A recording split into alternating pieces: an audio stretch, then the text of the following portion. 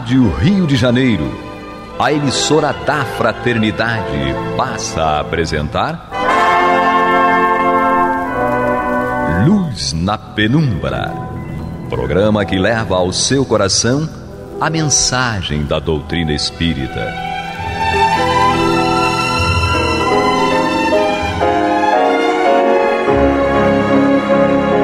E com vocês, João Batista, para o estudo de O Livro dos Espíritos, da obra codificada por Allan Kardec. Papai do céu nos guarde, nos abençoe. Louvado seja nosso Senhor Jesus Cristo.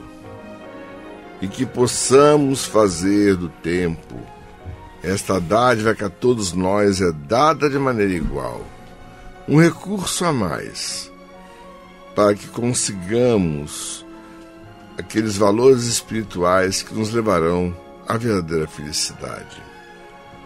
Hoje vamos dar sequência ao que iniciamos na semana passada e ficou assim aquele gancho, tan, tan, tan, tan, o que é o princípio vital. Perdão, o que é o princípio vital, né? O Astero chegou a dar um spoilerzinho de leve, mas tudo bem. Quem está com o livro na mão já deve estar sabendo mais ou menos alguma coisa daquilo que nós vamos estudar hoje. Mas, independente de qualquer coisa, vamos começar com Guilhermina. Aliás, vamos primeiro nos apresentar. Sim. Guilhermina. Que bom, estamos de novo juntos. Vamos lá, vamos. Exatamente. Marcela Aranda. Energias curativas e de esperança para todos, todas e todos. E Astênio. Cada dia é uma página nova no livro da nossa vida. Eu adoro essa chamada do Astênio. Sério mesmo. Bom, então, gente, nós vamos estudar as perguntas 63 e 64, que parece que tem pouca coisa, mas tem material à beça. Tem, sim. Guilhermina hoje vai fazer 64, o Marcelo vai fazer 63. Peraí, eu vou fazer qual? Desculpe. Guilhermina vai fazer 63. Ah, tá. Eu tô cada vez pior, viu? Tá. Não, desculpem aqui o dirigente, não é à toa que eu tenho que ter uma porção de gente para me ajudar, porque, olha, eu agora tô assim naquela fase que eu tô igual aquele computador com defeito que não tem memória, tem uma vaga lembrança. Ainda tem alguma coisa. Não é? O negócio é esse. Então, Guilhermina começa com 63 e depois o Marcelo dará sequência com a 64. Bom, 63. O princípio vital reside em algum agente particular ou é apenas uma propriedade da matéria organizada? Uma palavra, é efeito ou causa?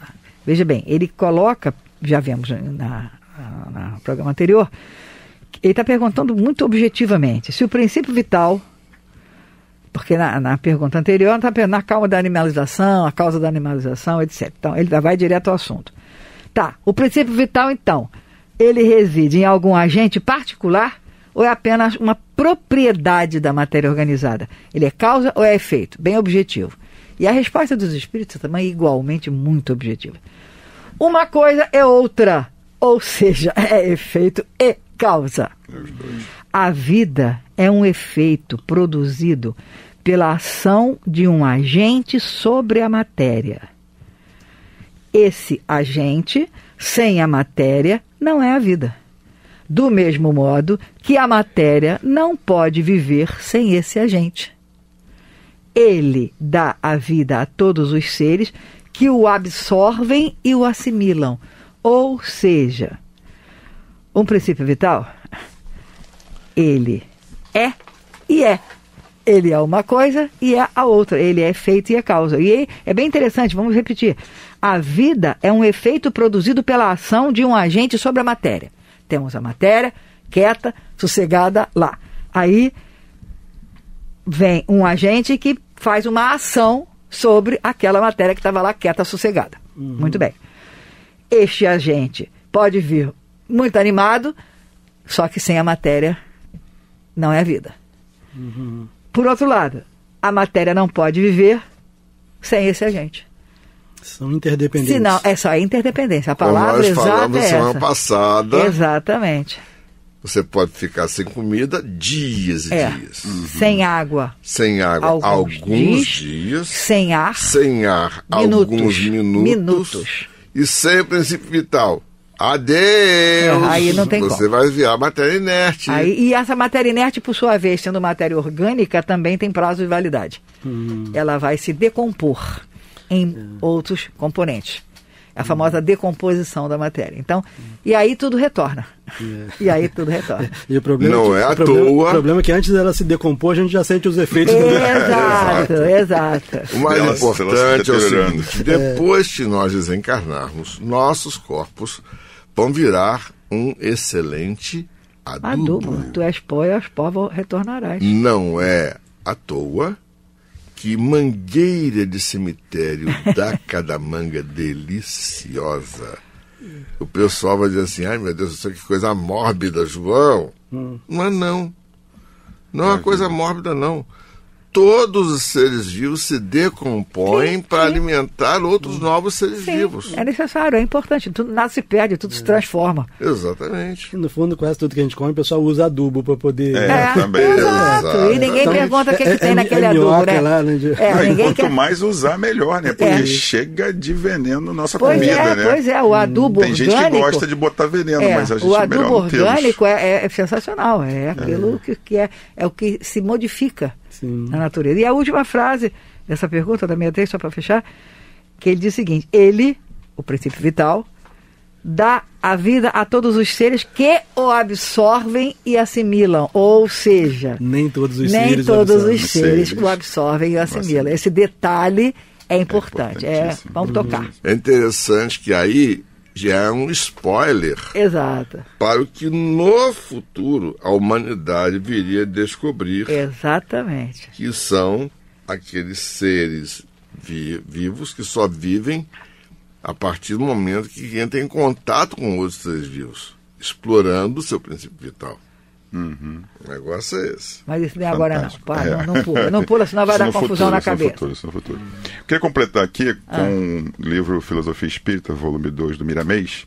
Né, depois os ouvintes quiserem, né, tem ele em PDF na internet, então, que ele vai analisar essas questões todas, então é bem interessante. E ele complementa essa explicação, né, no capítulo 12, falando que a força vital, né, aqui ele chama de princípio, mas aqui, como a gente falou, princípio e força é a mesma coisa na semana passada. Então a força vital, né, é filha da matéria universal. Olha que eu acho essa frase perfeita, né? Por quê? Porque a gente provavelmente ou já estudou, vai falar mais à frente do fluido universal, e aí o Miramês traz essa questão que ele é um desdobramento desse fluido universal. Já também modificado. Então, veja interessante. Então, tem o fluido universal, ou a matéria universal, no seu estado mais bruto, ela é modificada para criar esse princípio, ou essa força vital, e a partir disso, então, ela vai animar os corpos. E ele complementa. Esse agente magnético, né, ao tocar a matéria em estado de inércia, empresta-lhe movimento, e esta lhe dá o seio em seu estado de fecundação. Olha que coisa linda. Né? Valorosa, correspondendo assim à própria vida. Quando a matéria assimila a vitalidade, ela modifica a sua interestrutura e abre-se como uma flor na sensibilidade peculiar ao princípio da vida, que ali fecundou. Olha que coisa linda, né? Ganhando um beijo de Deus. Exato. Muito a filosofia espírita realmente é um espetáculo. É linda demais, né? Eu fico pensando como é que alguém consegue viver sem ter interesse. Sem ter lido isso. Isso é uma pérola de... né? Posso fazer um comentáriozinho, João? Por que não? Olha só, no finalzinho aqui da Nós estamos aqui para isso mesmo. Só o destaque aqui no finalzinho da resposta, né, da questão 63, em que os espíritos dizem a Kardec, ele, o princípio vital, dá a vida a todos os seres que o absorvem e o assimilam. Então a Guilhermina tinha até chamado a atenção que, obviamente, que se ele dá a vida a todos os seres que o absorvem e o assimilam, é porque há seres que não o absorvem e não o assimilam. Exato. E, obviamente, aí nós entramos na matéria inorgânica, vinculando aos nossos estudos anteriores. Exato. Mas eu lembrei também que é importante destacar aqui a questão dos fenômenos mediúnicos, os fenômenos físicos, né, em que os espíritos dizem a Kardec que esses fenômenos, por exemplo, as mesas girantes, elas são possíveis em razão de uma vida factícia que a união do fluido material do médium mais o fluido espiritual, né, do espírito, obviamente, eles impregnam o objeto, a mesa, seja o que for, né, com esses fluidos, e nesse momento esse objeto passa a ter uma vida factícia. Então a gente vê assim, absorve temporariamente, né, absorve momentaneamente, e quando absorve momentaneamente é como se tivesse vida. Muito interessante esse negócio. Né? Fantástico. Gente, o fato é que nós temos que, para compreender isso, transcender, sair da nossa condição de meros seres materiais. Compreender que até a própria vida física é uma concessão divina. Ou seja, não dá para excluir Deus da nossa vida. Essa é a grande verdade. Marcela, 64. Aliás, não. Vamos escutar a nossa vinheta, Clever. Você está ouvindo pela Rádio Rio de Janeiro o programa Luz na Penumbra, com estudo de O Livro dos Espíritos, na apresentação de João Batista. Então vamos para a pergunta 64. Vimos que o espírito e a matéria são dois elementos constitutivos do universo. O princípio vital formaria um terceiro? Essa pergunta também de Kardec. Capciosa, Kardec é sempre cirúrgico, né? Capciosa. E o bom entendimento dessa questão, né, do espírito e matéria como dois elementos constitutivos do universo leva a gente a entender uma série de outros, né? Vários fenômenos. Aí os espíritos, é claro, dão uma resposta também igualmente cirúrgica. Sem dúvida, um dos elementos necessários à constituição do universo, mas que também tem sua origem na matéria universal modificada. É para vós um elemento como o oxigênio e o hidrogênio, que, entretanto, não são elementos primitivos, pois que tudo isso resulta de um mesmo princípio. Voltamos de novo lá. Voltando nessa discussão. Então, acho que é muito rico mostrar, né, essa ideia, né, como a gente estava falando anteriormente, de que temos que agradecer ao Pai a tudo, porque até o simples hidrogênio, o oxigênio, ele vai ser uma transformação desse fluido maior, né? E aí, consequentemente, ele está em todo o universo, uma lei universal, né? Então, ele vai entrar em detalhes aqui sobre essa relação entre espírito e matéria e esse princípio que vai estar animando essa matéria, né? Então é muito rico.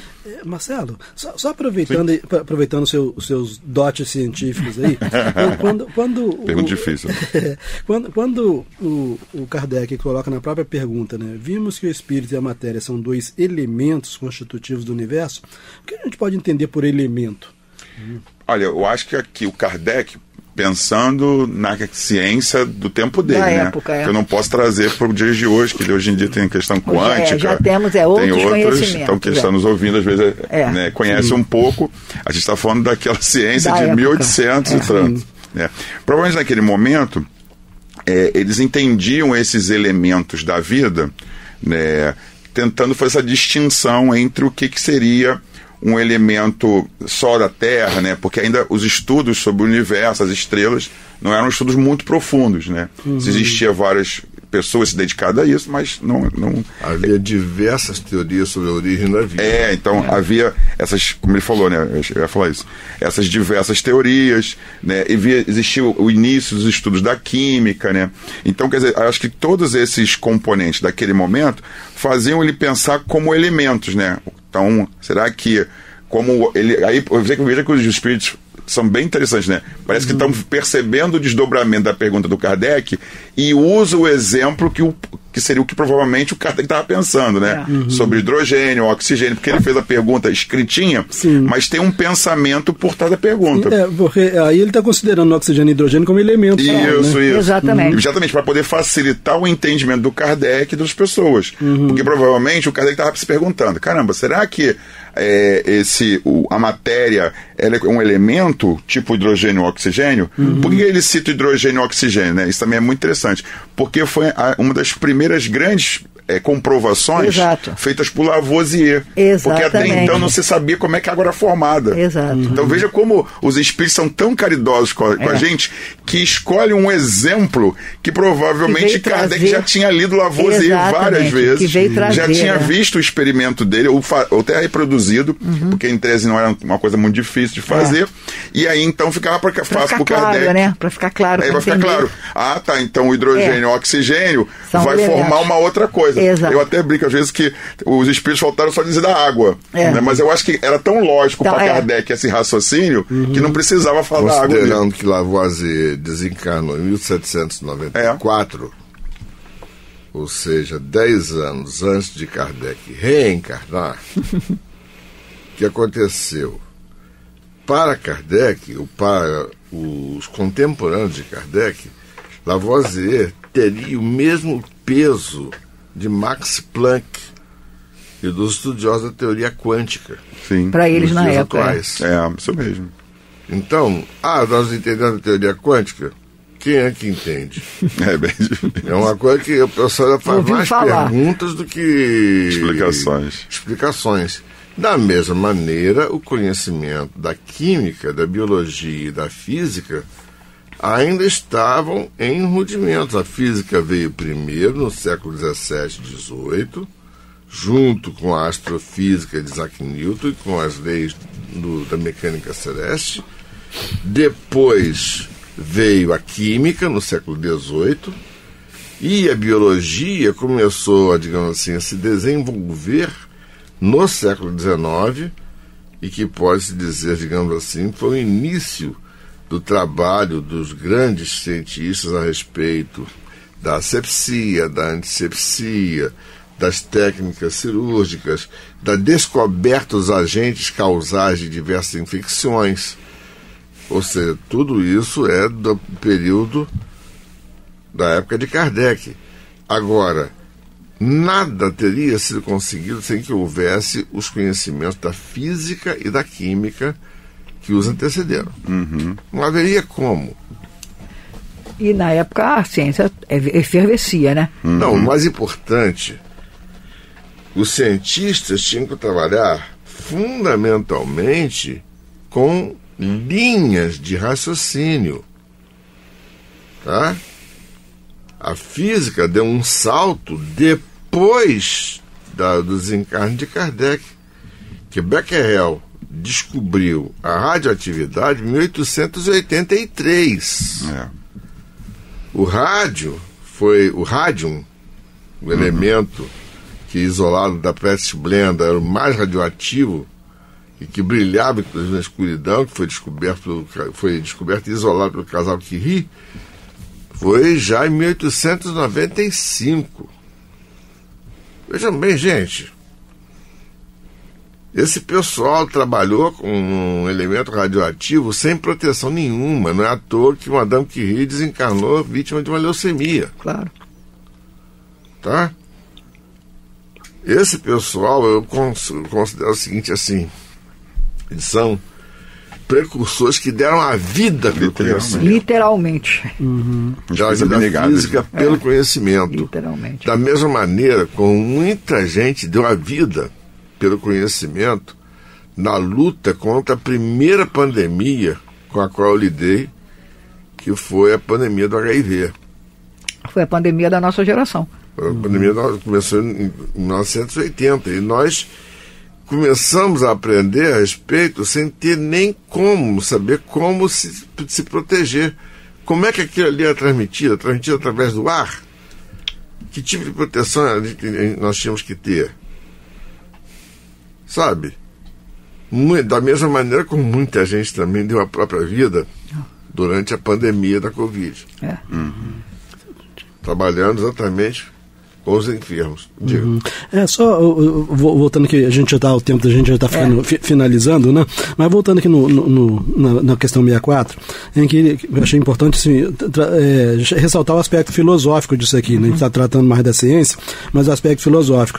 Kardec fala assim: vimos que o espírito e a matéria são dois elementos. Obviamente o espírito aqui ele não está se referindo ao ser desencarnado, né? Ele está se referindo ao elemento espiritual, né? Então vimos que o espírito e a matéria são dois elementos constitutivos do universo. Então nós temos o universo constituído por dois elementos fundamentais, por dois elementos primitivos, né, que é o espírito que automaticamente é a fonte de todas as formações espirituais, dos princípios espirituais, de tudo que não seja puramente matéria. Né? E temos o elemento primordial material que dá origem a todas as formas materiais possíveis, né? Então eu achei importante. Aí você vê que a 64 lá talvez traga luz em cima dessa questão que você está levantando. Sim. Podemos entrar na 64A? Lógico, porque não. Então a 64A diz assim, o Kardec indaga: parece resultar daí que a vitalidade, né, então aqui ele já entra numa outra expressão, né? Exato. Então parece resultar daí que a vitalidade não tem seu princípio num agente primitivo distinto, mas numa propriedade especial da matéria universal devida a certas modificações. Né? Então, certas modificações da matéria universal ou desse elemento material universal, né? Então Kardec só pede que eles confirmem, né, se a vitalidade decorre, né, dessa propriedade especial da matéria universal. E eles responderam simplesmente: isto é a consequência do que dissemos. Como disse assim, né, na questão anterior, o que nós dissemos foi isso, né? Exato. Que qual foi a questão? Parece resultar daí que a vitalidade, né, então a vitalidade é o fruto da ação desse princípio espiritual, né, não é do princípio, é do fluido. Universal modificado. É isso, o princípio vital. Né, ele tem tanto nome, né, princípio elétrico, né, um monte de coisa. Não, mas é interessante, né, em que eles colocam que tudo realmente tem a sua fonte primeira nesses dois elementos, o espírito e matéria. O mais importante aí é que nessa 64A já tem um spoiler para a semana que vem. É um gancho da semana que vem.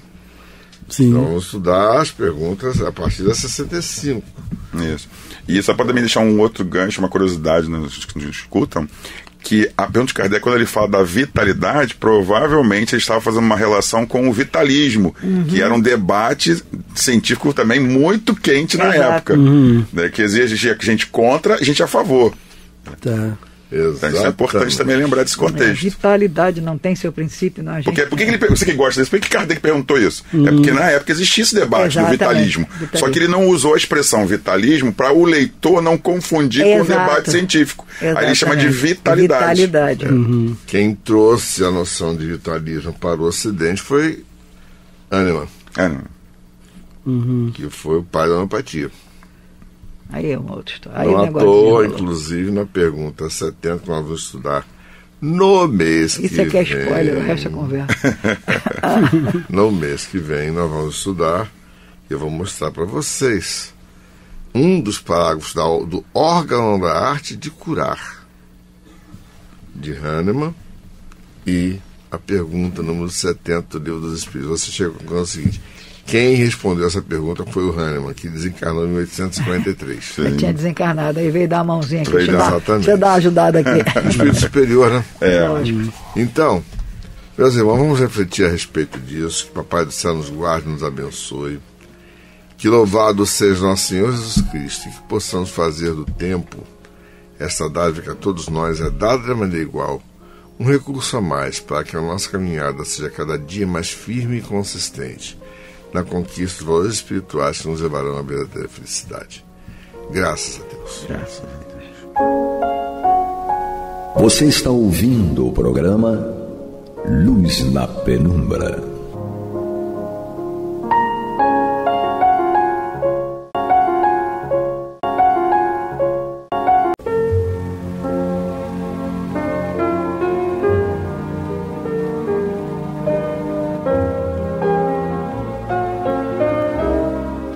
Rádio Rio de Janeiro está levando ao seu lar e ao seu coração a mensagem consoladora da doutrina espírita, através do programa Luz na Penumbra.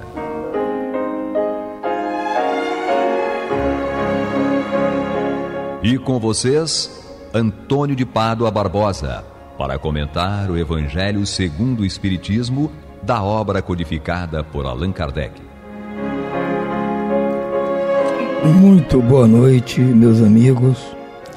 Estamos aqui mais uma vez dando continuidade ao programa Luz na Penumbra, no qual nós estudamos o Evangelho segundo o Espiritismo de Allan Kardec. Hoje nós vamos dar início ao seu capítulo 10. Bem-aventurados os que são misericordiosos. E o primeiro título que Kardec dá aos itens é: perdoai para que Deus os perdoe. E aqui ele apresenta nesses três primeiros itens as passagens do Evangelho de Mateus, nas quais Jesus se refere a esta situação da bem-aventurança para os misericordiosos, que é exatamente o que nós vamos estudar. Então vou ler aqui as passagens que Kardec selecionou para nós, para depois nós estudarmos exatamente o seu comentário. Diz assim: bem-aventurados os que são misericordiosos, porque alcançarão misericórdia. Está em Mateus, capítulo 5, versículo 7. Se perdoardes aos homens as faltas que cometerem contra vós, também vosso Pai Celestial vos perdoará os pecados. Mas, se não perdoardes aos homens quando vos têm ofendido, vosso Pai Celestial também não vos perdoará os pecados. Mateus capítulo 6, versículos 14 e 15. Se vosso irmão pecou contra vós, cobrai-lhe a falta em particular, a sós com ele. Se vos atender, ganhastes o vosso irmão. Então, aproximando-se dele, disse-lhe Pedro: Senhor, quantas vezes perdoarei a meu irmão quando houver pecado contra mim? Até 7 vezes? Respondeu-lhe Jesus: não vos digo que perdoeis até 7 vezes, mas até 70 vezes 7 vezes. Mateus, capítulo 18, versículo 15, versículos 15, 21 e 22. Vocês que acompanham aqui o programa devem ter observado que esses últimos capítulos, o capítulos 7º, 8º, 9º e agora este 10º, esses capítulos tratam das conhecidas bem-aventuranças. Aquele sermão que Jesus preferiu no monte, falando essas coisas bonitas para todos, né? São palavras até de consolo, né? De esperança para aqueles que estão na situação difícil. E que nós estudamos no capítulo 5, que somos nós os aflitos, né?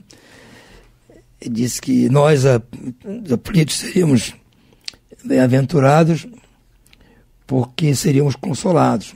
E uma das formas do consolo são essas palavras de Jesus mesmo, disse em continuidade a essa frase sobre os aflitos, né?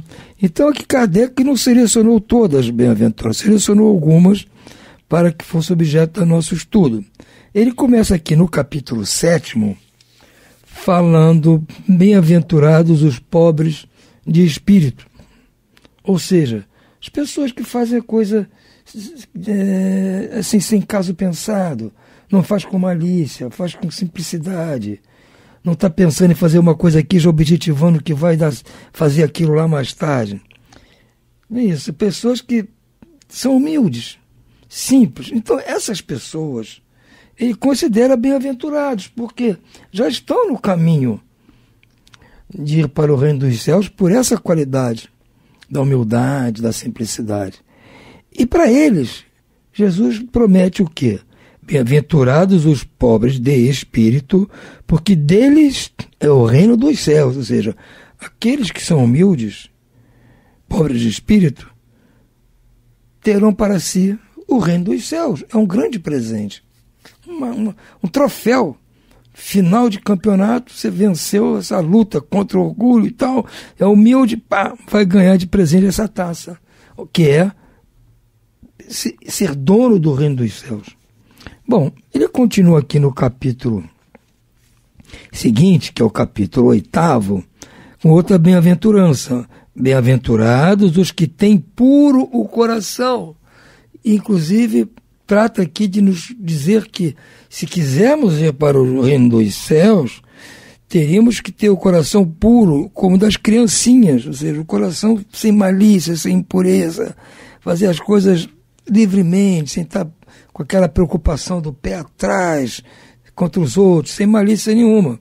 Então, para quem tiver essa atitude, vai ser um bem-aventurado e vai receber o quê como prêmio de consolação? Vai receber bem-aventurados os que têm puro coração, porque verão a Deus. Que prêmio maravilhoso! Então, aqueles que agirem como as crianças, na sua simplicidade, sua inocência, terão como prêmio a visão de Deus. Maravilha!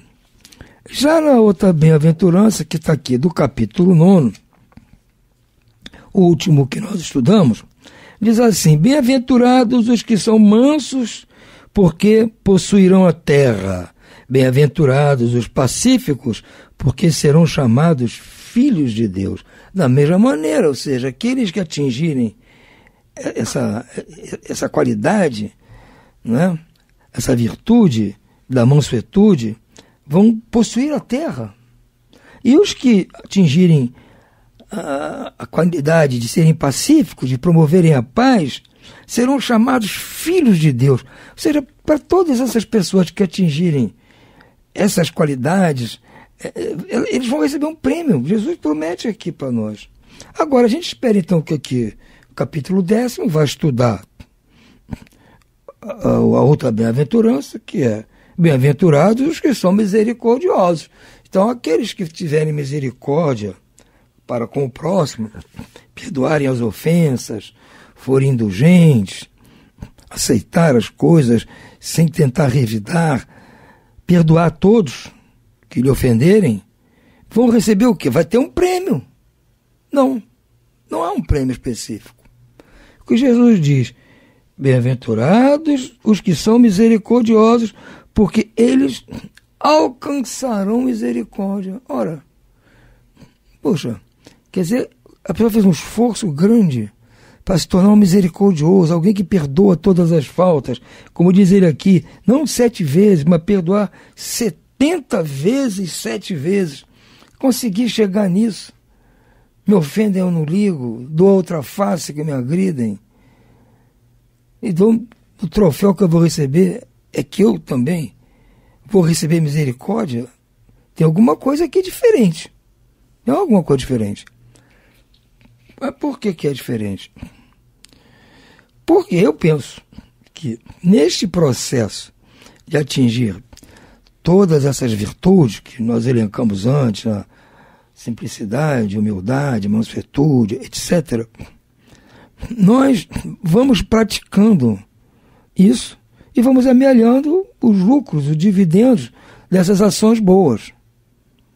Beleza, mas estamos fazendo coisas boas com as pessoas. Se eu for, em vez de for humilde, eu ainda continuar sendo orgulhoso, eu estou atingindo mais a mim mesmo que outra coisa. Se eu também fizer as coisas com malícia, também eu estou atingindo a mim mesmo. Eu estou tentando ser simples, mas de vez em quando dou uma escorregada e tal. Da mesma coisa se eu não for conseguir ser manso o tempo todo. Eu apenas vou atrasar o meu processo. Eu já estava crente que tinha atingido a mansuetude, mas ainda deu uma escorregada aqui, fui brabo, fui grosseiro. Atrasou um pouco esse meu processo de ser um bem-aventurado. Agora, com a misericórdia, é um processo diferente, porque é uma coisa da minha relação com o próximo. Porque o próximo agiu comigo mal, me agrediu, me ofendeu, não foi uma ação minha. No caso, eu sou a vítima. Né? Então, eu estou me achando no direito de revidar. Mas não é bem essa ideia, porque na realidade, se ele me agrediu, não fui eu que fiz errado. Então, isso não pode retardar o meu avanço. Como é o caso da mansuetude, como é o caso da humildade. Se eu agir contra aquilo, eu atraso o processo de ir para o reino de Deus. Mas no caso da misericórdia, não. Eu que fui ofendido. Alguém me ofendeu. Se eu ficar na minha, eu não vou perder nada. Não vai atrapalhar a minha evolução. O que poderia, então, atrapalhar a minha evolução? É o quê? É que durante esse processo em que eu estou tentando me tornar misericordioso, volta e meia, não é que eu deixe de ser misericordioso, não é isso. É que neste processo eu ainda faço coisas erradas com os outros, eu ainda continuo sendo brabo às vezes, eu continuo promovendo discussões e guerras, eu continuo sendo complicado, não sendo simples, faço as coisas com malícia ainda, eu continuo sendo orgulhoso. Então, durante esse meu processo todo, eu ainda continuo nesses pecados, fazendo essas coisas erradas. E quando eu faço essas coisas erradas com os outros, o que eu preciso? O que eu espero que os outros façam comigo? Que me botem no tronco? Me mandem para a cadeia? Me deem chibatada? Me xinguem? Me ofendam? Revidem o que eu fiz? Não. Eu quero que eles esqueçam, me perdoem. Eu digo que não vou fazer de novo. Prometo que não vou errar mais. Que vida que segue, que vão passar por cima, vão virar a página. Eu estou querendo o quê, gente? Querendo que eles tenham misericórdia comigo. Certo? Então o jogo aqui é um pouquinho diferente daquele outro, das outras bem-aventuranças. Por isso é que Jesus disse, caso eu for misericordioso com as outras pessoas, quando elas me agredirem, me ofenderem, me tratarem mal, o que eu vou receber em troca? O mesmo tratamento quando eu fizer isso com os outros, porque eu ainda continuo fazendo. Eu não atingi a plenitude de nenhuma dessas virtudes, nem da misericórdia, nem das outras. Então eu preciso ainda ser perdoado. Preciso receber misericórdia. E só vou receber misericórdia dos outros, que eu tanto quero quando eu errar, se eu também for misericordioso, que é o que fala Jesus aqui. Se perdoardes aos homens as faltas que cometerem contra vós, quer dizer, se eu for misericordioso com os homens, com os outros, quando eles errarem contra mim, também vosso Pai Celestial vos perdoará os pecados. Então, o Pai Celestial vai me perdoar as faltas que cometer contra os outros, e contra Deus, porque quando eu cometo uma falta contra qualquer um dos outros, eu estou cometendo esta falta contra Deus, porque esses outros são filhos de Deus. São filhos de Deus. Ué, e o pai vai ficar satisfeito de eu ofender, agredir, maltratar os filhos dele? Não. Agora, se eu tiver acostumado a perdoar quando os filhos desse mesmo pai fizerem coisas erradas comigo, não, o Antônio, o meu filho fulano, o Beltrano, fizeram coisas erradas com ele e o Antônio perdoou. Agora vem o outro, meu filho lá, o Juca, o Antônio foi e tratou mal o Juca. Não, mas vou perdoar o Antônio, porque o Antônio também está perdoando. Aí fica um jogo zerado. Essa é a ideia, por isso que essa bem-aventurança aqui, ela é diferente. Ela recebe um tratamento diferente. Não é um troféu de atingir aquele nível e agora você resolveu o problema. Não, é um processo que vai aos poucos. E se eu não fizer isso, eu nunca vou conseguir chegar. Nunca. Eu tenho que tentar ser misericordioso para eu ir recebendo misericórdia no processo. Porque senão eu não vou conseguir chegar. Se as pessoas não forem misericordiosas comigo, vão estar o tempo todo se vingando de mim, das besteiras que eu faço. Então é assim que eu vejo essa bem-aventurança. Ela é diferente das outras bem-aventuranças. E Kardec nos traz aqui, no item 4º, a sua explicação. Vamos ver o que ele nos diz aqui. A misericórdia é o complemento da brandura, porque aquele que não for misericordioso não poderá ser brando nem pacífico. É mais uma coisa que relaciona a misericórdia com as outras virtudes. Por isso que ela é diferente. Ela consiste no esquecimento e no perdão das ofensas, ou seja, a misericordiosa consiste no esquecimento e no perdão das ofensas recebidas. O ódio e o rancor denotam almas sem elevação nem grandeza. Então, se eu mantiver ódio e rancor contra quem me ofendeu, me agrediu, eu demonstro ser uma alma sem elevação e sem grandeza. O esquecimento das ofensas é próprio da alma elevada, que paira acima dos golpes que lhe possam desferir. Uma é sempre ansiosa, de sombria suscetibilidade e cheia de fel. A outra é calma, plena de mansidão e claridade. Então está comparando aqui a alma que é misericordiosa com aquela alma que tenta retalhar tudo com que ela acontece. Ai daquele que diz, nunca perdoarei. Esse, se não for condenado pelos homens, certamente o será por Deus. Com que direito reclamaria o perdão de suas próprias faltas se ele mesmo não perdoa as dos outros? Bom, se eu não perdoo as almas dos outros que me tratam mal, como é que eu vou querer que Deus me perdoe ou os outros me perdoem? Eu sou mais esperto que todo mundo, por acaso? Tem que pensar e ver, não, peraí, gente, se eu quero receber isso aqui, eu tenho que dar também. Eu não posso achar que é só para mim. Jesus tem várias parábolas a respeito disso. Não é tudo do mordomo infiel, tem aquele do mal devedor. Todos eles receberam porque Deus foi misericordioso com eles. É uma condição muito importante para o ensinamento do Cristo, o perdão. Eu considero o perdão a peça-chave da nossa evolução dentro do cristianismo, porque a base do cristianismo é o perdão. Para quê? O que prega Jesus? A fraternidade, o amor pelo próximo, amor pelo irmão. Ora, para eu amar alguém, eu tenho que, assim, não ser duro com as faltas que essa pessoa cometer. Porque, vejam bem, há muita ligação entre o amor e o perdão. Para nós, qualquer um de nós, é difícil perdoar uma ofensa. Mas quando é que se torna menos difícil perdoar? Quando a pessoa que nos ofende é uma pessoa a quem a gente ama muito. Quando a gente ama muito uma pessoa, se essa pessoa comete uma falta conosco, nós acaba relevando a falta, nós botamos pano quente, acaba perdoando. O exemplo tipo somos pais com os filhos, principalmente as mães. Talvez seja a figura que a mãe mais ama são seus filhos. Os filhos aprontam com as mães, faz bola, pinta sapequeira, e a mãe fica triste, chateada, mas depois vai lá e perdoa, porque ela ama.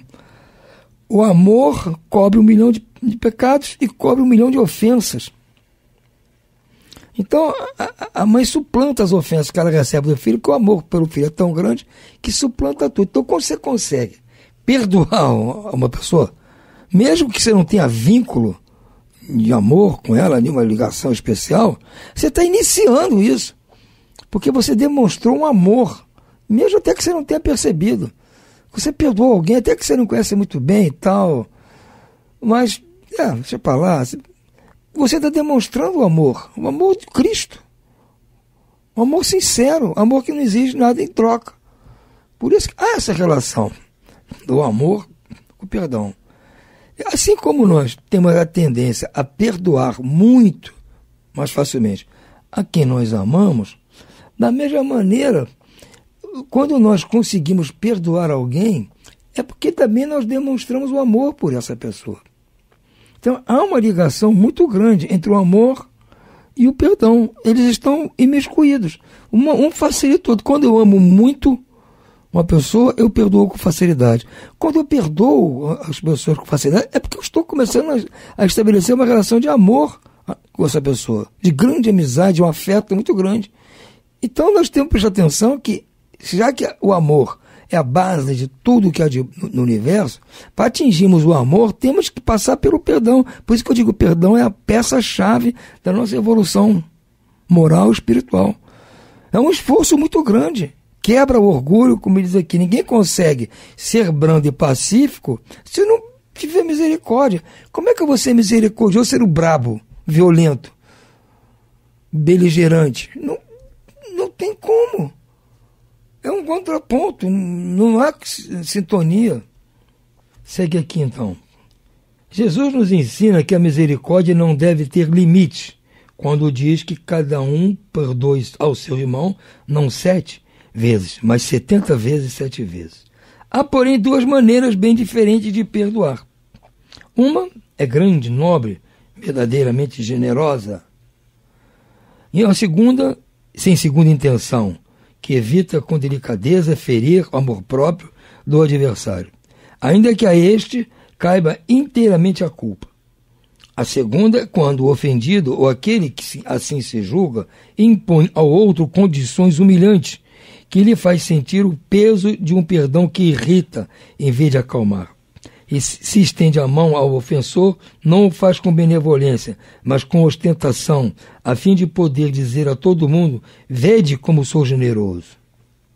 Em tais circunstâncias, é impossível uma reconciliação sincera de parte a parte.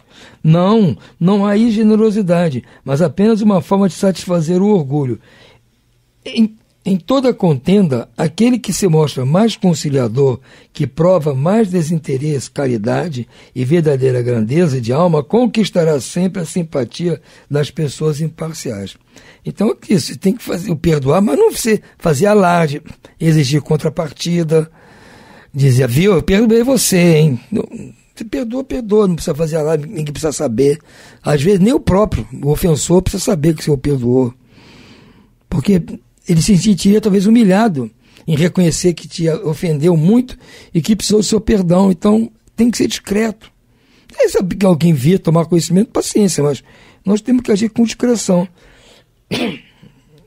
É assim que funciona esse jogo do perdão, do amor, misericórdia. Isso é um jogo de ganha-ganha. Se todos nós, ao agredirmos os outros, ofendemos os outros, aprendemos a nos perdoar, ser misericordiosos uns com os outros, o mundo vai mudar completamente, gente. Vai mudar completamente. Vai diminuir muito as confusões em que nós estamos metidos. Por isso que eu acho muito importante essa bem-aventurança, que eu considero, como disse a vocês, ela é um pouco diferente das outras. Nós vamos continuar ainda nos próximos programas falando a respeito dela, da misericórdia. Por hora nós vamos ficando por aqui. Eu desejo a vocês todos uma boa noite e muita paz.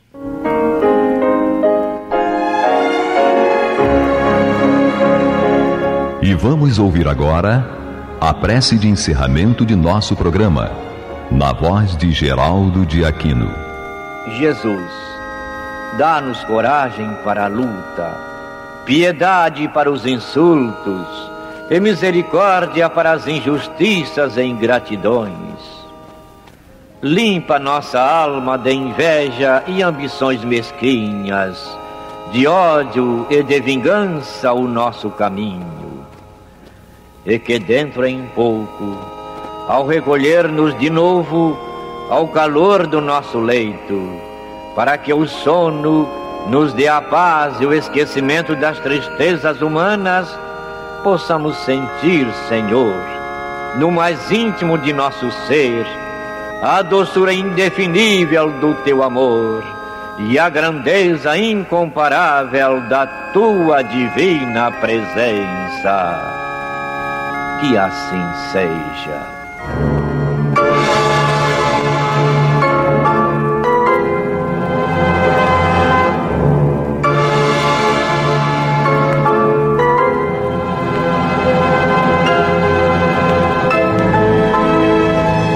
Acabamos de apresentar o programa Luz na Penumbra, que voltará a ser apresentado amanhã às 21 horas nesta emissora.